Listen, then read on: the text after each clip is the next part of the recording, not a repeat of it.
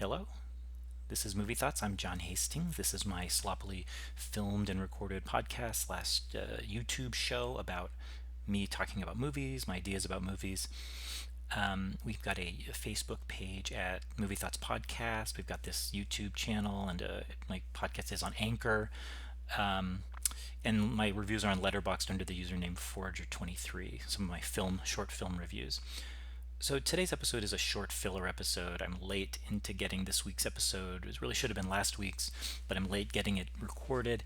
And this is just, like I say, a kind of a fill-in, a placeholder.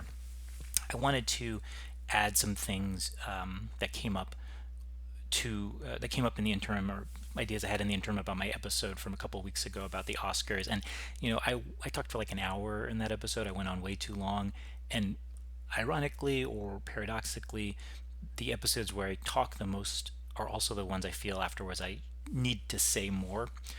So I want to address a couple things. I want to address some things I left out, but also address some comments that people had. So one of the comments someone made was, did I forget the Godfather movies when I was talking about Oscar movies that were the best movies of the year and also won Best Picture? And I did forget them, and I think I did what I often accuse of. I felt I was guilty of what I often accuse other people of doing, which is taking the Godfather movies for granted. They are very great.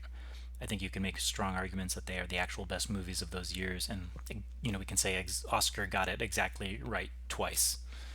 Maybe. Still, I think my overall point stands. It, those two cases out of all the other ones are the times where we can really make a strong argument that they got it right. I don't think it was a considered discussion though between like The Godfather and Selena and Julie Go Boating. There's still movies that are great, but maybe not, but maybe equally great or arguably equally great, but not great in a way that's going to appeal or to Oscar voters or be considered Oscar worthy in that way. So I still think my overall, like I said, my overall argument I don't disagree with, although I do admit to being guilty of taking the Godfathers for granted a little bit there. Someone else brought up, or it was also another movie that was brought up in that context, The Best Years of Our Lives winning. I think that's, again, a truly great movie. I think it's one of the greatest movies made worldwide that year. It comes very close to maybe another case where Oscar got it completely right. However, just sticking to Hollywood, there is a Raoul Walsh movie from that year called The Man I Love, and I think it's equally great, if not maybe greater. I think it's one of Raoul Walsh's greatest movies. And, again, it's just not the type of movie that would be considered for really an Oscar, for a Best Picture Oscar. It's a melodrama. It's not quite prestigious enough. And I think that, again, the tendency is the general drift of my argument remains the same, that the people choosing The Best Years of Our Lives may have got it kind of right, but it's to a certain extent arbitrary by accident, because they're really not considering film in all its breadth. Nor do we expect them to or need them to, but just to kind of just descriptively, that's not what Oscar is up to. Kind of considering film in all of its forms, and then giving the best picture, or thinking of considering how do we weigh which is really the best. That's not really happening. So that's that. I wanted to address that. The other thing is, I didn't forget, I made a decision at the end when I was thinking of other kind of recent Oscar winners that I think have a sort of a bad rep. I made a decision not to talk about Green Book, and I really like Green Book. It's actually one of my favorite movies in general over the last couple years.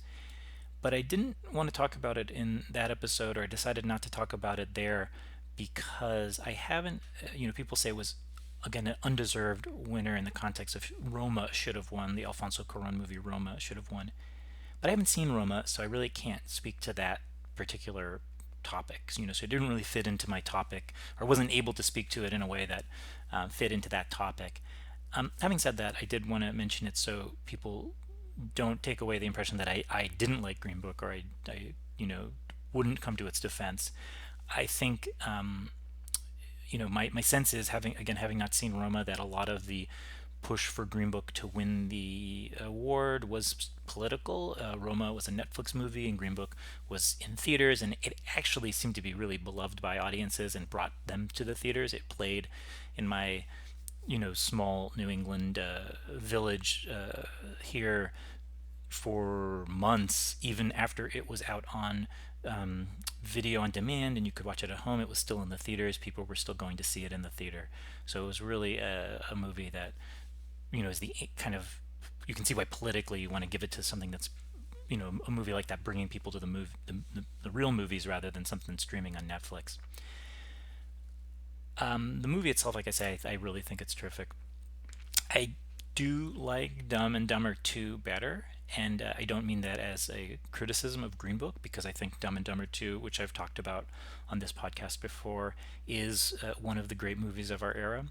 But Green Book is terrific nonetheless. It's unashamedly and appropriately middlebrow in its ambitions, and Don Shirley's work. It's a movie about Don Shirley, and his work appealed to and was aimed at a middlebrow audience. So this, like I say, it's appropriate that Green Book is a middlebrow movie.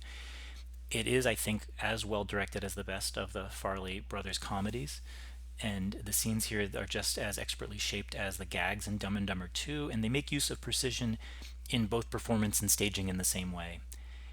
It has a very generous and rich sensibility, and if you describe the plot alone, it does make it sound like a standard movie about overcoming prejudice, and it's kind of that's true, but there's a richness of observation to it, there's a generosity to its sensibility, and that's true of all Fairley Brothers movies, that really make it stand out and make it a more than what a bald synopsis would maybe lead you to believe. And I think a lot of people who had negative or kind of blah reactions to it kind of were not able to kind of get beyond the synopsis, not be able to kind of get along off the we're not able to really engage with like the richness of it, the cinematic qualities of it. And the sympathy for the characters, I think, is what makes it work. It's built around these great performances, that helps really make it work. There's more nuance and complexity to the way the central relationship works than in and how that relationship kind of relates to the movie's bigger cultural meaning than in a movie like something like Tom McCarthy's The Visitor, where we're meant to be upset about prejudice, because there's a character in it who is being kind of is kind of the victim of prejudice, who's such a nice guy. So we're supposed to be upset because of that. I think that's a really, that's an example of a very simplistic kind of hitting the nail over the head type movie. Whereas in Green Book, it's taken for granted that everyone watching already knows about the harmful effects of prejudice, and on both personally and politically. So the filmmakers actually, their actual theme is kind of different. It turns out to be something different, and they end up exploring or emphasizing these kind of outdated, although outdated but now iconoclastic, concepts like the importance of dignity and the worthiness of trying to better yourself. And I think that in that way, it's a bit like the King's Speech, in that it actually, despite people kind of thinking, oh, this is just a conventional movie, this is just another movie that does something we're really used to, it actually presents a theme, or explores a theme that's really not is really at odds with the kind of conventional wisdom of today, and it sneaks that in, if you're open to it. And I think that complexity, or that nuance and richness, is what part of what made it work with audiences, and the other is just kind of the basics, that the performances are so good. And I think it's a better directed movie than The King's Speech, for what that's worth. I do like The King's Speech, but I think Green Book is just, the precision of the filmmaking is a lot better.